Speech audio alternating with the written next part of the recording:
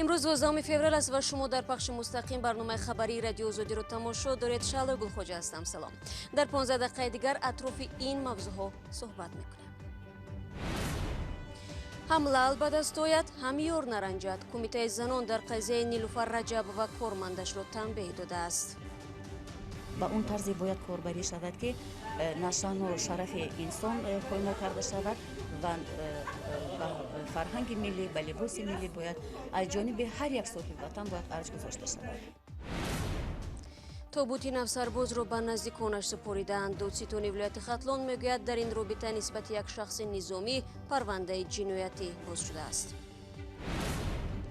زندگی در ساختمان‌های ناتمام و یا چرا به استفاده دادن منزل‌های نوساخت در دوشنبه گاهی طول می‌کشد. اکثریت آدمایی که در اینجا زندگی می‌کنند که 70% توخیله دادگی نیستند. اگر که می‌دادن کایوم را به انجام می‌رسوندیم مخی. کمیته زنان و عائله تاجیکستان یک کارمند خود را در رابطه با قضیه نیلوفر رجب و تنبیه داده است. اسم این ساکن شهر دوشنبه آخر سال گذشته و زمانی رسانه‌ای شد که او را در جریان کارهای به گفته مقامات فهماندهی ضد لباس و فرهنگ بیگانه به اداره پلیس بردند. دیرتر نیلوفر رجب و از شیوه برخورد با او شکایت کرد. مسئولان کمیته زنان و عائله امروز گفتند این مسئله را بررسی کردند. خیرمان بقازاده تفصیلات می‌دهد. با فرهنگ ملی از جمله زبان، لباس.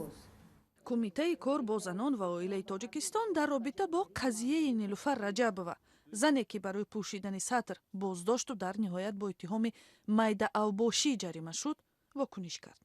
در یک جلسه رهبریت کمیته زنان اخیراً شیوه ҷалби زنان با маъракаи تبلیغات ضد به گفته حکومت لباس و فرهنگ بیگانه و طرز برخورد یک نماینده کمیته در نسبت نیلوفر رجب و بررسی شده است. در این جلسه یک کارمند کمیته زنان که نامش گفته نمی شود برای رفتار نادرست با نیلوفر رجب و تنبیه گرفته است. با این طرز باید کاربری کرده شود. با اون طرز باید کاربری شود که نشان و شرف انسان پایمال کرده شود و فرهنگ ملی و لباس ملی باید از جانب هر یک صاحب وطن باید ارج گذاشته شود. نیلوفر رجب و زن جوان حجاب پوش در نیمه های ماه دکبر سال 2019 در جریان آنچه که مقامات همچون маъракаи فهماندهی مینامند به اداره پلیس برده شد. بعداً دادگاه بر اساس شکایت رعنا عبداللهی مدیر شعبه کار با زنان و عائله حکومت ناحیه سینای پایتخت رجب را به گناه میده اوباشی به اندازه 550 سومانی جریمه کرد. ولی رجب میگوید که گناهی ندارد و برعکس از جانب ماموران ملیسا و نماینده اداره زنان برای سطر داشتنش بازداشت و تحقیر و اذیت شد. چند سال اخیر در تاجیکستان نظارت از بالای لباس و نمود ظاهری ساکنان از جمله برای دانش آموزان و کارمندان اداره‌های دولتی سخت‌تر شده است. مسئولین کمیته کار با زنان که میان زنان حجابدار маъракаи فهماندهی میگذرانند میگویند که کار در دایره طلبات قانون صورت میگیرد. ولی در برخی حالت‌ها به گفته مسئولین ضمن کارهای ترغیباتی از نام کمیته زنان سوء استفاده می‌شود و رفتارهای نادرست صورت میگیرد. قضیه بازداشت و حاضر کردن نیلوفر رجب و به اداره پلیس سر و صداهای را به میان آورد. این زنی جوان در حال برای داشتن روسری بازداشت شد که مقامات تاجیکستان همیشه وجود همه گونه عملیات و بازداشت برای پوشیدن سطر را رد می‌کنند. دیروز در جنوب تاجیکستان جسد یک سرباز را به پیوندانش سپاریدند. ادیمت علاموفی 20 ساله ساکن شهر کولوب از روز 5 فеврал با آثار لت و کوب و در حالت بیهوشی در بیمارخانه نویه شهر توس قرار داشته است. پیوندانش میگویند این سرباز تیر ماه گذشته به خدمت جلب شده بود. به قول دادستان حربی ختلان در رابطه با هلاکت ادیمت علاموف نسبت یک شخص نظامی پرونده جنایی بازگشته است. جزئیات واقعه و نام شخصی که در لت و کوب سرباز گمان است گفتن نمی شود. همکاران ما تفصیلات این قضیه را در بختر و کولوب پیگیری دارند. مقامات چین دیروز اعلام کردند که شماره هلاک شدگان از ویروس نو در این کشور بیشتر شده است. طبق امور تصدیق شده تعداد فوتیدگان به 1113 و گرفتاران ویروس به 44643 نفر رسیده است. اداره های رسمی چین گفتند سرایت ویروس به انتقال مال و کالا توسط همسایه کشورها از جمله تاجیکستان تاثیر منفی گذاشته است. در عین زمان خدمات گمرک تاجیکستان میگوید در واردات مال چینی محدودیت جاری نیست. нест. гузориши молораҷаб юсуфӣ ва амриддин олимов дар ҳамин бора аст. مقامات تاجیک میگویند خروج ویروس نو در چین واردات مال از این کشور به تاجیکستان را چندان کم نکرده است. این در حالی است که جانب چین برعکس از کم شدن دادگرفت تجارتی با همسایه کشورهایش از جمله با تاجیکستان خبر می‌دهد. رهبریت خدمات گمرک تاجیکستان کاهش واردات از چین را در بیشتر از یک ماه اخیر به دیگر عامل ربط می‌دهند. شما همون معلوم است که ماه فевраль январ февраль барои ҷумҳурии халқи Хитой ин рӯзҳои ид аст, соли нави хитоӣ аст. солҳои 2018 ҳам низ дигар солҳои пештараам ин аин самт воридот кам ворид мешавад ба Тоҷикистон. моҳи январ нисбатан соли 2018-19 воридот ин қадар таъсираш расонагиш не. با تاکید مسئولین خدمات گمرک، تاجیکستان هرچند نظارت در گذرگاه‌های مرزی را پرزور کرده است، اما در واردات محصولات از چین محدودیت نیست. در ماه فевраль 51 عدد واسطه نقلیات کم وارد شدند.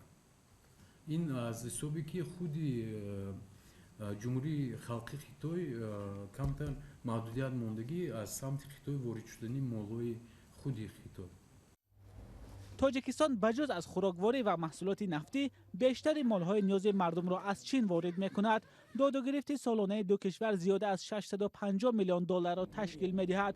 کارشناسان می‌گویند کاهش واردات محصولات از چین به نرخ محصولات در بازارهای تاجیکستان تاثیر می‌رساند. شما برنامه خبری رادیو آزادیро тамошо доред. мақомоти тоҷикистон мегӯянд ҳадаф аз саҳомӣ кардани корхонаи тавлиди алюминиум талко ҷалби сармояи хориҷӣ аст, на фурӯши он. ҳатто гумонзаниҳо дар мавриди эҳтимоли хусусӣ шудани ин корхона пас аз он пайдо шуд ки бо пешниҳоди ҳукумат парлумон талкоро аз рӯйхати иншооте ки хусусӣ кардан мумкин нест берун овард. алюминиум яке аз маҳсулоти асосии содиротии тоҷикистон маҳсуб меёбад. алишер зарифӣ ва афсона акобиршоева мавзӯъро идома медиҳанд. вобаста ба масъалаҳои корхонаи воҳиди давлатии ширкати алюминийи тоҷик. ҳадаф аз табдили ширкати алюминийи тоҷик талко ба ҷамъияти саҳомӣ ҷалби сармояи мустақим ба ин корхона мебошад. ин нукта рӯзи 11 феврал ҳини як нишасти хабарӣ дар душанбе аз забони Фаррух Ҳамрализода, раиси Кумитаи давлатии сармоягузорӣ ва идораи амволи давлатии Тоҷикистон садо дод. 31 июли соли 2019 корхонаи воҳиди давлатии ширкати алюминийи тоҷик ба ҷамъияти саҳомӣ бо 100% давлатӣ табдил дода шуд. ин боз як бор мақсади асосӣ барои ҷалби сармояи мустақим бе кафолати давлатӣ, яъне ки бе гаронӣ ба бюҷаи давлатӣ. моҳи ноябри соли 2019 корхонаи талко ба ҷамъияти кушодаи саҳомӣ бо 100% саҳми давлатӣ табдил ёфт. Фаррух Ҳамрализода табдили корхонаҳои давлатиро ба саҳомӣ яке аз роҳҳои таъмини шафофияти корхонаҳо номид. талко истеҳсолкунандаи асосии алюминиум дар Тоҷикистон дар 10 солаи ахир тавлиди маҳсулотро коҳиш дод. агар дар соли 2007 корхона 421,5 ҳазор тонна алюминиум истеҳсол карда бошад, пас дар соли 2009 бино ба маълумоти худи талко ин миқдор 118 тоннаро дар бар гирифт, ки 4 баробар нисбат ба нишондиҳандаҳои соли 2007 камтар аст. дар талко поин рафтани истеҳсолотро ба шароити марбут медоданд, ки аз ширкат вобаста нест. соли 2009 Тоҷикистон дар қонун дар бораи хусусигардонии талко, роғун ва НБО норакро моликияти миллӣ эълон карда фурӯши онҳоро манъ карда буд. аммо дар поёни соли 2019 бо пешниҳоди мақомот ин маҳдудият дубора бекор шуд. масъулони талко иддао доранд, ки бекор кардани ин меъёри қонун ба маъное нест, ки ин корхонаи давлатӣ фурӯхта шавад, вале маълум нест дар сурате ки ҳукумат нияти фурӯхтани талкоро надорад, чаро меъёри манъи хусусигардонии онро бекор кард. имрӯз аз ҳодисаҳои феврали соли 1990 ки ҳамчун баҳманмоҳи хунин ёд мешавад расу 30 сол мегузарад. вале бо вуҷуди сипарӣ шудани 13 сола ҳанӯз ҳам назарҳо ба сабабу омилони он фоҷиа ки 25 кушта ва даҳҳо захмӣ бар ҷой гузошт мухталиф аст. баъзеҳо ҳаводиси баҳманмоҳро аввалин ҷунбишҳои худшиносии миллӣ меноманду дигарон ошуби миллатгароҳову авбошон. барои юсуфӣ ва зарангези наврӯзшо бо нафароне ҳамсӯҳбат шуданд ки ба таҳқиқи ин ҳаводиси хунин машғул буданд. умуман аз баҳонаҳои баровардани арману аллакай талабҳои мардум талабҳои хусусӣ гаштанд ва баъди ин кумитаи 17 ба ном омад. номаш ваҳдат буд. ташкилкунандаи митинг ин якумаш ягон ташкилкунанда набуд. ҳамин ман муайян кардем ки ҳамин гӯш кунед. барои ҳамин намехостанд ки ҳамин Тоҷикистон ранги ҳамон Прибалтика яъне O'zbekiston дигар республикаҳо мустақил шаванд. тафсилоти ин суҳбатҳоро метавонед дар вебсайти радиои Озодӣ ва Озодӣ видео канали мо дар YouTube тамошо кунед. аммо ҳоло таваҷҷӯҳ намоед ба як огаҳӣ.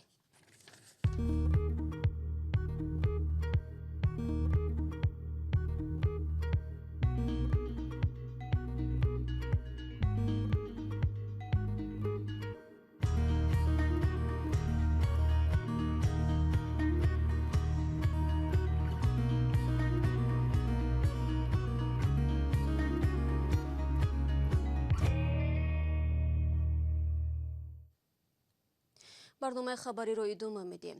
чанде сокинони бинои навбунёди бисёртабақаи дар шаҳри Душанбе шикоят доранд моликони сохтмон биноро дар моҳлати таъиншуда ба истифода надоданд. шаҳрвандоне ки интизор доштанд ба зудӣ дар хонаҳои комилан омода зиндагӣ мекунанд акнун маҷбуранд дар ин нима сохтмонҳо ба сар баранд. масъулони сохтмон дар тӯл кашидани кори худ баръакс муштариёнро гунаҳгор медонанд. шаълои Абдулло назари ҳарду ҷонибро шунид. ин майдончаи пур аз сангу хок ва масолеҳи дигари сохтмонӣ ҷойи бозии кӯдакони як бинои баландошёна дар шаҳр шудааст. қарор буд ин ҷо майдончаи кӯдакона бунёд шавад, аммо сокинони бинои истиқоматии 14 ошёна аз он шикоят доранд ки бо гузашти беш аз 5 сол ҳанӯз бино пурра ба истифода дода нашудааст. ошёна 14 зиндагӣ мекунем, асос аз лифт танқисӣ мекашем, аз оби ошомида. ина модари калонсол дорем, пиронсол дорем, вообще буромада наметавонад.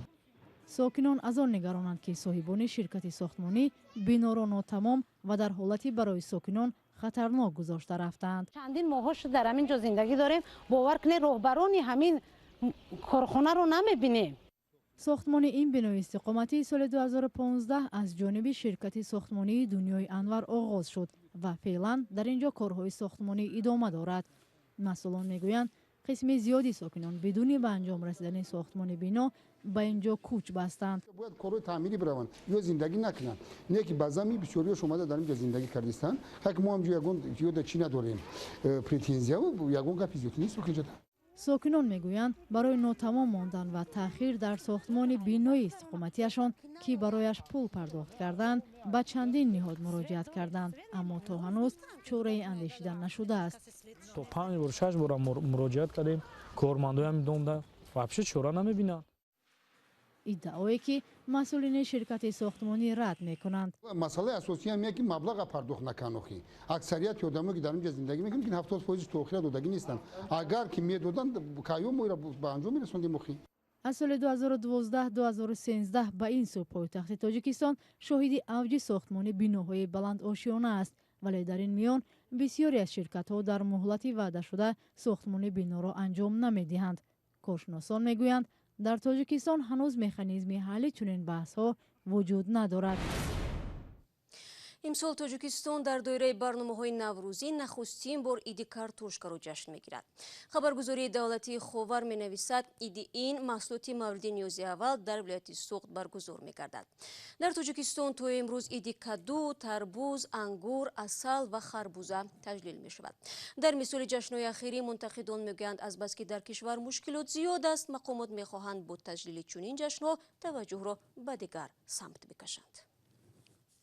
ин хабари охири барномаи имрӯз буд. ташаккур аз якояки шумо азизон барои ҳамроҳӣ. то мулоқоти навбатӣ, бинандагони азиз, шумо метавонед хабарҳои тозаро аз вебсайти радиои Озодӣ бихонед ва чун ҳамеша гузоришҳои рӯз ва ҷолиб дар Озодӣ видео канали мо дар YouTube гузошта мешавад. ёдатон наравад, ман субҳи фардо ҳамаи шуморо дар навиди бомдодӣ мунтазир мемонам. то суҳбати баъдӣ, худо нигаҳдорад.